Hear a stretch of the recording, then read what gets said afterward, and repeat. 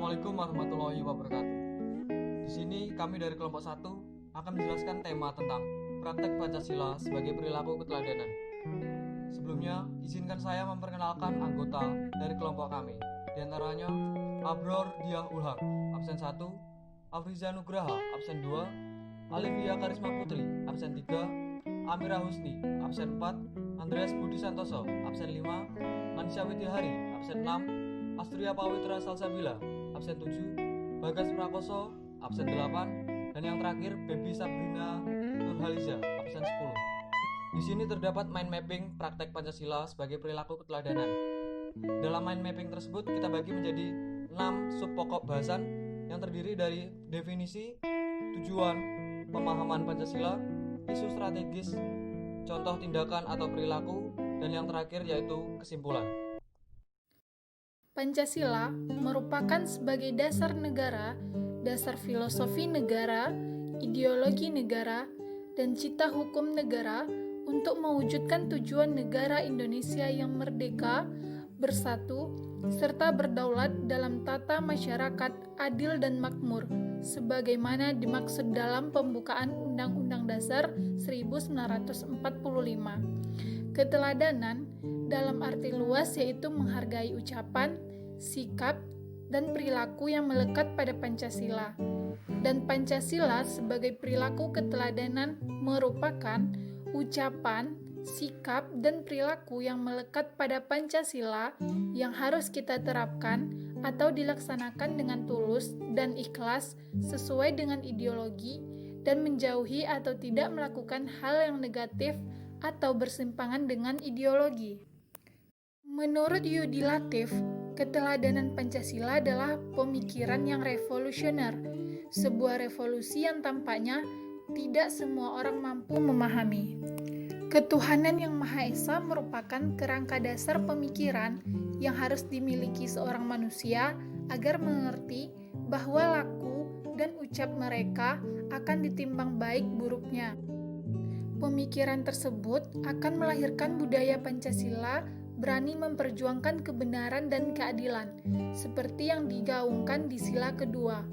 Memperjuangkan kebenaran dan keadilan tidak melulu dengan cara memerangi keburukan, lebih utama dengan menunjukkan kebajikan. Jika Pancasila sebagai landasan sikap telah kuat, maka dapat menjawab tantangan di masa sekarang, di mana informasi dan ideologi asing merangsek masuk. Sikap keteladanan Pancasila ini akan menumbuhkan kepercayaan diri dan daya juang dengan memadukan informasi asing serta dasar pemikiran Pancasila, mana yang baik dan mana yang perlu ditinggalkan. Tujuan Pancasila sebagai perilaku keteladanan yaitu yang pertama, untuk mengetahui apa itu keteladanan Pancasila.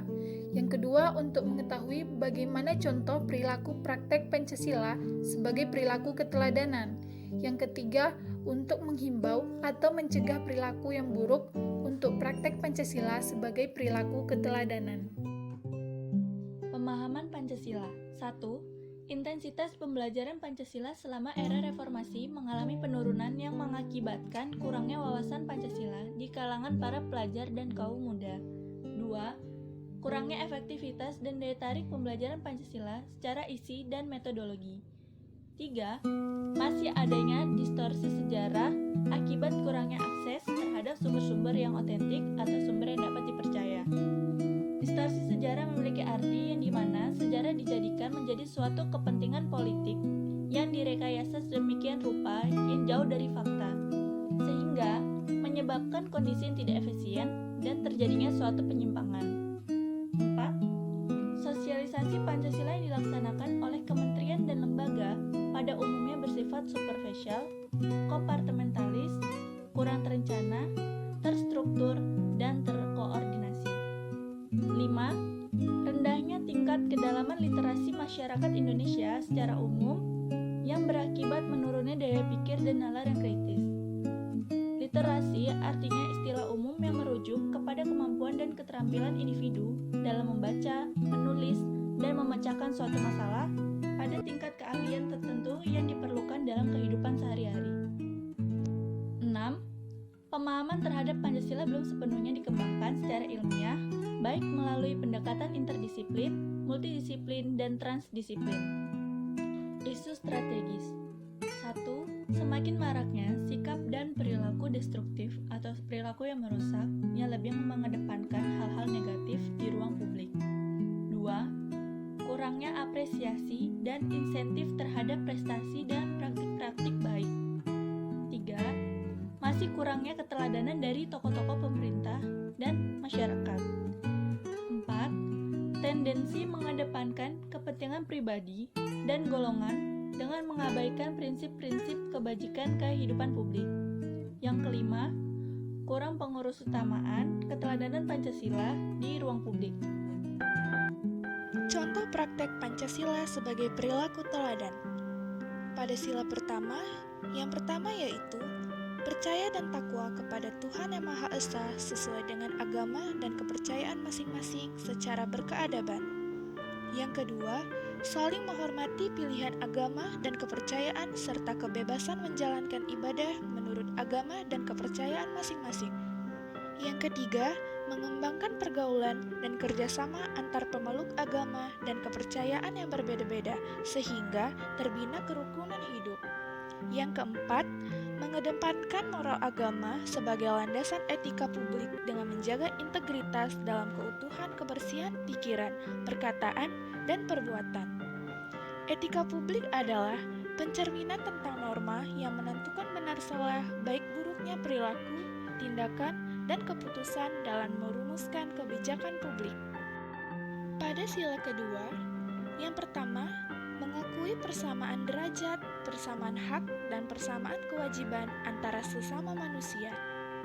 Yang kedua, menjunjung tinggi nilai kemanusiaan dengan menghormati hak dasar manusia sebagai individu, sebagai warga, dan sebagai bagian dari kolektivitas. Yang ketiga, mengembangkan rasa kemanusiaan dan budi pekerti kemanusiaan terhadap sesama manusia dan makhluk lainnya, serta gemar melakukan kegiatan kemanusiaan. Yang keempat, bangsa Indonesia merasa dirinya sebagai bagian dari seluruh umat manusia.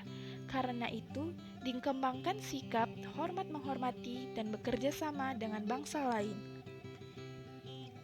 Pada sila ketiga, yang pertama, menunjukkan rasa memiliki dan mencintai tanah air dan bersedia melindungi segenap bangsa dan seluruh tumpah darah Indonesia. Yang kedua, mengutamakan persatuan kesatuan, kepentingan dan keselamatan bangsa negara di atas kepentingan pribadi atau golongan. Yang ketiga, rela berkorban untuk kepentingan bangsa dan negara. Yang keempat, memajukan semangat gotong royong dan pergaulan lintas budaya demi persatuan dan kesatuan bangsa yang berbineka tunggal ika. Pada sila keempat, yang pertama, menghormati aspirasi dan kepentingan rakyat dalam politik dengan terus menyempurnakan sistem dan praktik demokrasi. Yang kedua, menghormati perbedaan pandangan dengan tidak memaksakan kehendak orang lain. Yang ketiga, mengutamakan musyawarah dalam mengambil keputusan yang menyangkut kehidupan bersama dengan dibimbing oleh kearifan dan akal sehat sesuai dengan hati nurani yang luhur. Yang keempat, dengan itikat baik dan rasa tanggung jawab menerima dan melaksanakan hasil musyawarah. Pada sila kelima, yang pertama, mengembangkan usaha bersama dengan semangat tolong-menolong. Yang kedua, bersama-sama memperjuangkan kemandirian perekonomian dan kemajuan kesejahteraan yang berkeadilan. Yang ketiga, suka memberi pertolongan dan menjauhi sikap pemerasan terhadap orang lain. Yang keempat, suka bekerja keras dan menghargai hasil karya orang lain.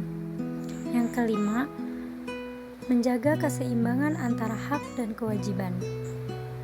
Sekian pemaparan materi mengenai praktek Pancasila sebagai perilaku keteladanan dari kelompok 1. Jangan lupa like, komen, dan subscribe. Terima kasih.